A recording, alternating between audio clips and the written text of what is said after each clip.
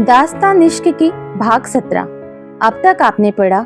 आदित्य राधिका को लेकर घर आ जाता है और राघव कावेरी से अपने प्यार का इजहार करता है। कावेरी राघव को अपना लेती है। अब आगे। कावेरी राधिका को आदित्य के कमरे में छोड़कर बाहर आ जाती है और बैठकर अपना फोन देखने लगी। लाजो किचन का काम करके बाहर आई और कावेरी से बोली, दीदी अब आप भी आराम करो। कावेरी ने उसकी तरफ देखा और हाँ बोला। वैसे लाजो, ये हाथ में टिफिन लेकर कहाँ जा रही हो? वो है ना भुवन जी, उनके लिए। तभी राघव स्टडी रूम से बाहर आया और उसकी ये बात सुन बोला, ओहो क्या बात है, भुवन जी का बड़ा ख्याल रखा जा रहा है। काश कोई हमारा भी इतना ख्याल रखता। कहते हुए वो कावेरी की तरफ देखने लगा। कावेरी बस उसे मुस्कुराते हुए देख रही थी। लाजो ने कहा, मुझे सब पता है, ये आप दोनों के बीच क्या हो रहा है। राघव ने कहा, अच्छी बात है, तो अब हमें छुपाने की जरूरत नहीं है। राघव आकर कावेरी के पास बैठ गया। वैसे पता तो हमें भी चल रहा है, टिफिन तो बहाना है, आपको भुवन के दिल को जीतना है, क्यों लाजो जी? इस बात पर कावेरी ने कहा, क्या कहा आपने? लाजो भुवन जी से? हाँ जी। अरे लाजो रानी बच के, ये भुवन जी बड़े खतरनाक हैं, देखा था ना तुमने। और वो तो कुंवर जी के साथ चुंबक के जैसे रहते हैं, वो एक मिनट के लिए भी अलग नहीं होते। और गुस्सा उनका, उफ, ये किसे पसंद कर लिया तुमने? देखो अभी भी सोच लो। सोच लिया दीदी, मेरे लिए तो वो ही हैं। कहकर वो भुवन को टिफिन देने चली गई। क्या ये लाजो भी ना, पता नहीं क्या होगा इसके साथ। उसके साथ जो होगा वो संभाल लेगी, आप अपनी बात करें, आपको देर नहीं हो रही? कावेरी ने कहा। उफ, कहा मैं तो ये सोच रहा था कि आप मुझे रोकेंगी और आप तो मुझे जाने की बात कर रही हैं। आप कहें तो रुक जाऊं? जी नहीं, आप जाएं। वैसे भी 2-3 दिन से आप यहीं हैं। अरे तो ये आदि का घर है और मेरा सेकंड होम, तो आप रुके, मैं जा रही हूँ। कहकर कावेरी उठ गई। राघव ने उसका हाथ पकड़ा और उठते हुए बोला, हाथों में तेरा हाथ रहे, जिंदगी भर का साथ रहे, एहसासों से केवल बात हो, कुछ तुम कहो कुछ हम कहें। कावेरी ने उसे देखा, मुस्कुराई और अपना हाथ राघव से छुड़ाने लगी। राघव ने कावेरी से पूछा, भाभी ठीक है? हाँ वो ठीक है, फिर हम भी चलते हैं, गुड नाइट। कावेरी राघव को दरवाजे तक छोड़ने आई, गुड नाइट कहा और चली गई। आदित्य काम खत्म करके अपने रूम में आया। उसके रूम में नाइट लाइट जली हुई थी। वो अलमारी की तरफ बढ़ा, उसने अपने कपड़े निकाले और वॉशरूम की तरफ जाने लगा। अचानक उसके कदम रुक गए। उसने देखा खिड़की के पास कोई खड़ा है। वो आगे बढ़ा तो देखा राधिका थी। उसने राधिका से पूछा, आप? क्या हुआ, आपकी तबीयत तो ठीक है, डॉक्टर को बुलाऊं मैं? राधिका ने नहीं में अपना सिर हिलाया। फिर क्या हुआ है? राधिका ने अपनी नजरों को नीचे किया और बोली, वो कावेरी यहीं छोड़कर गई है, बोली अब तुम यहीं रहो। आदित्य अपनी ही सोच में गुम था। वो बोला अच्छा, और वॉशरूम की तरफ जाने लगा।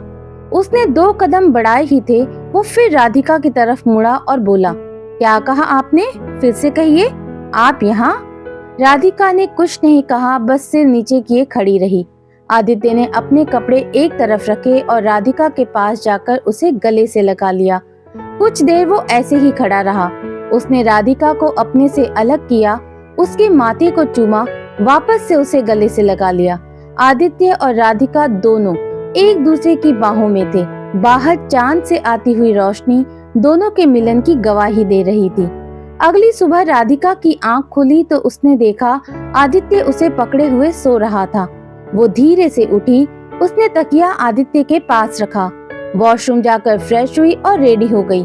आदित्य ने अध खुली आंखों से देखा तो राधिका अपनी मांग में सिंदूर लगा रही थी। वो उठा और राधिका की कमर को पीछे से पकड़ते हुए बोला, गुड मॉर्निंग। गुड मॉर्निंग, हमने आपको जगा दिया क्या? आदित्य ने नहीं कहा और उसके गालों को चूमते हुए बोला, बहुत अच्छी नींद आई। उसने सामने शीशे की तरफ देखा तो राधिका उसे देख रही थी। अच्छा अब हम चले बाहर, आप आ जाएं फ्रेश होकर। आदित्य ने वैसे ही खड़े हुए कहा। कावेरी रेडी होकर बाहर आई तो उसने देखा लाजो टेबल पर नाश्ता लगा रही है। उसने लाजो के पास जाकर धीरे से पूछा, कैसी रही कल की मुलाकात? लाजो ने उदास होते हुए कहा, उन्होंने खाना खा लिया था लेकिन टिफिन रख लिया, बोले लाई हो तो रख दो, किसी ने नहीं खाया होगा तो उसे दे दूंगा। देखा, इसीलिए मैं बोल रही थी कि मत दिल लगाओ, लेकिन मेरा तो लग गया ना।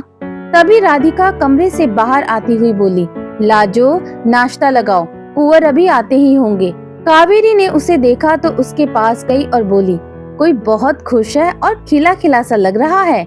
राधिका ने उसकी तरफ देखा और टेबल पर मैट्स लगाने लगी। कोई शर्मा भी रहा है। चुप करो तुम, राधिका ने कावेरी से कहा। किसको चुप करा रही हैं आप? आदित्य ने कमरे से बाहर आते हुए पूछा। Good morning Kunwar ji. Good morning साली साहिबा। कुंवर जी आप हमें कावेरी कहें, हमें अच्छा लगेगा। आदित्य ने टेबल पर बैठते हुए मुस्कुराकर हाँ कहा। लाजो नाश्ता ले आओ, राधिका ने कहा। गुड मॉर्निंग सबको। सबने आवाज की तरफ देखा तो राघव आ रहा था। सबने एक साथ उसे गुड मॉर्निंग कहा। राघव ने कहा, अरे वाह, एकदम परफेक्ट टाइम पर आया हूँ मैं, बहुत भूख लगी है। कहते हुए वो टेबल पर बैठ गया और सामने रखी हुई प्लेट को सीधा किया। लाजो नाश्ता लेकर आ गई थी। उसने राघव को देखा तो उसके पास जाकर बोली, राघव बाबू, आपके घर में खाना बनाने वालों को छुट्टी दी हुई है क्या? राघव ने कहा, नहीं तो आप ये रोज रोज यहाँ क्यों आ जाते हैं? वो इसलिए लाजो जी कि आपके जैसा प्रेम से घर पर कोई नहीं खिलाता और इस बहाने हम आपको देख भी लेते हैं। राघव ने अपनी एक आंख बंद करते हुए कहा, अरे शर्म करो आप, दीदी के सामने ये सब हरकतें कर रहे हो। देख लो दीदी, सोच लो। कावेरी ने कहा, लग रहा है सोचना पड़ेगा। और सब हंसने लगे। तभी भुवन हाथ में टिफिन लिए अंदर आया और एक नौकर को दे दिया। लाजो ने देखा तो नाश्ता देकर भुवन के पास जाकर खड़ी हो गई। उसने पूछा, आपने खाना खाया? थोड़ा सा। लाजो दांत दिखाते हुए भुवन की तरफ देखने लगी। बंद करो मुस्कुराना, वरना अभी यहीं पर तुम्हारे दांत तोड़कर हाथ में दे दूंगा। लाजो ने मुंह बंद किया और मुस्कुराने लगी। राघव ने भुवन को देखा तो बोला, भुवन आओ, लाजो ने बहुत बढ़िया नाश्ता बनाया है। नहीं राघव जी, मैं नाश्ता करके आया हूँ। भुवन, हम घर से काम करेंगे जब तक राधिका पूरी तरह ठीक नहीं हो जाती। आप ऑफिस में बता दें, कुछ जरूरी हुआ तो हम आएंगे। आदित्य ने कहा, जी कुंवर। वैसे आज सरपंच घनश्याम जी के साथ मीटिंग थी आपकी, उनका फोन आया था। उनको घर पर ही बुला लो और बाकी जो सरपंच हैं उनको भी, सबके साथ एक साथ ही बात कर लेंगे और बाहर वाले रूम को ठीक करवा लो। जी ठीक है, कहकर भुवन जाने लगा तो लाजो ने कहा, आज आप दोपहर का खाना यहीं खा लेना। भुवन ने उसे घूर कर देखा और चला गया। राघव और कावेरी नाश्ता करके ऑफिस के लिए निकल गए। भुवन ने बाहर वाले रूम में आने वाले लोगों के लिए व्यवस्था कर दी थी।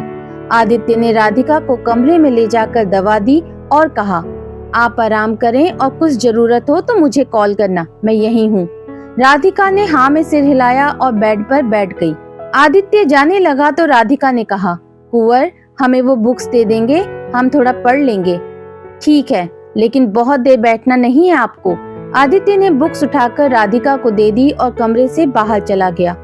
कुछ देर बाद घनश्याम जी के साथ बाकी सरपंच भी आ गए। आदित्य सबसे बात करने में बिजी हो गया। उन सबको बात करते करते दोपहर हो गई। राधिका ने लाजो से कहकर सबके लिए खाना बनवा लिया था। उसने आदित्य को फोन किया। उधर से आदित्य ने फोन पिक किया और बोला, कहें? दोपहर हो गई है। आदित्य ने कहा, खाने का टाइम हो गया है। तो आप आ रहे हैं? कुंवर? राधिका ने कहा। आदित्य ने पूछा, क्या हुआ? राधिका ने फोन रख दिया। आदित्य फोन पर हेलो हेलो करता हुआ अंदर की तरफ गया। सब उसे हैरानी से देख रहे थे। आदित्य राधिका के पास गया। उसने पूछा, क्या हुआ, आप ठीक तो हैं? हाँ जी, हम बिल्कुल ठीक हैं। वो तो आप कुछ बोल नहीं रहे थे, इसलिए हमें ये करना पड़ा। आप भी ना सोच के किया करे जो भी करना हो, हम तो डर गए थे। चलिए आप रेस्ट करें। कुंवर, सबको बुला लीजिएगा, हमने सबके लिए खाना बनवा लिया है। ठीक है, आदित्य ने कहा। बाहर आदित्य को ऐसे जाता देखकर सबने पीछे खड़े हुए भुवन से पूछा, क्या हुआ? ये कुंवर अचानक बात करते करते कहाँ गए?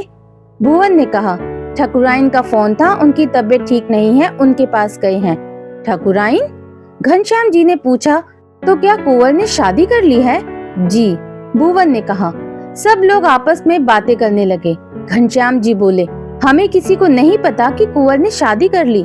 जी किसी को भी नहीं पता है, भुवन ने कहा। तभी आदित्य बाहर आ गया।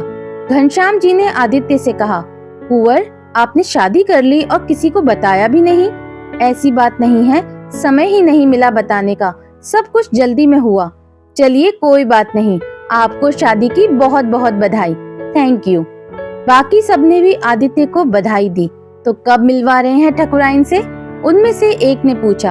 आप सब अंदर चलें, उन्होंने आप सबके लिए खाना बनवाया है, वहीं मिल लीजिएगा, आदित्य ने कहा और सबके साथ अंदर जाने लगा। आशा करती हूँ दोस्तों, कहानी का ये भाग आपको पसंद आया होगा। अगर पसंद आया है तो प्लीज मुझे कमेंट करके जरूर बताइएगा। आपको अगर ये कहानी पसंद आ रही है तो प्लीज मेरे चैनल को ज्यादा से ज्यादा लाइक, शेयर एंड सब्सक्राइब करें। बहुत जल्द मिलती हूँ आपसे इस कहानी के अगले भाग में। तब तक के लिए बाय बाय।